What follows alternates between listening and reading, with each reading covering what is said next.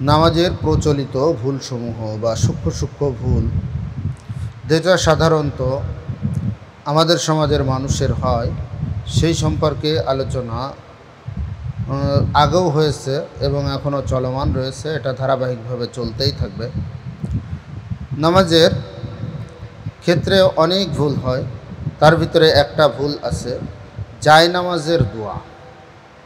এই জায়নামাজটা অর্থাৎ নামাজের বিছানা বা নামাজের জায়নামাজ বা মুসাল্লা যেটাই বলি না কেন, এটা বিছিয়ে এর উপরে দাঁড়ানোর পর অনেকেই জায়নামাজের দোয়া পড়ে বা মুসাল্লার দোয়া পড়ে।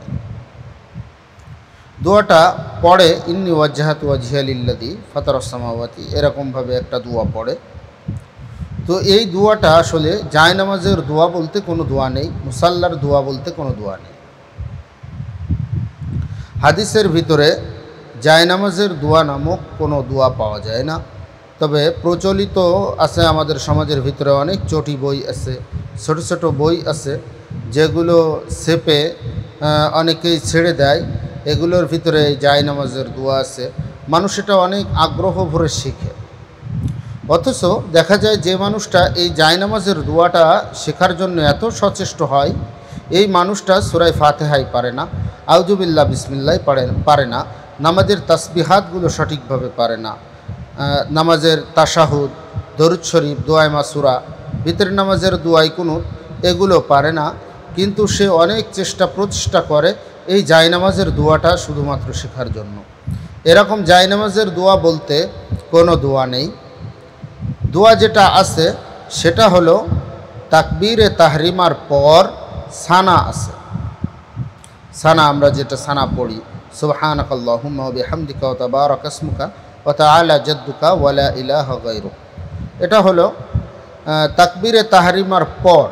তাকবীরে তাহরিমার আগে জায়নামাজে দাঁড়িয়ে আসলে কোনো দোয়া নেই।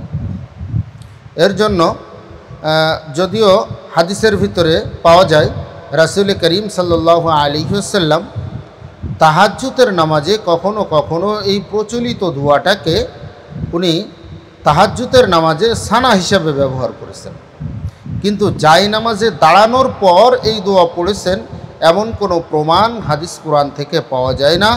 এবং কোনো আইম্মায়ে মুজতাহিদিন এটা সাবেত করেননি যে এরকম কোনো দোয়া আছে। বরঞ্চ আমাদের আহনাফদের মত হলো যে এরকম কোনো দোয়া পড়াই যাবে না।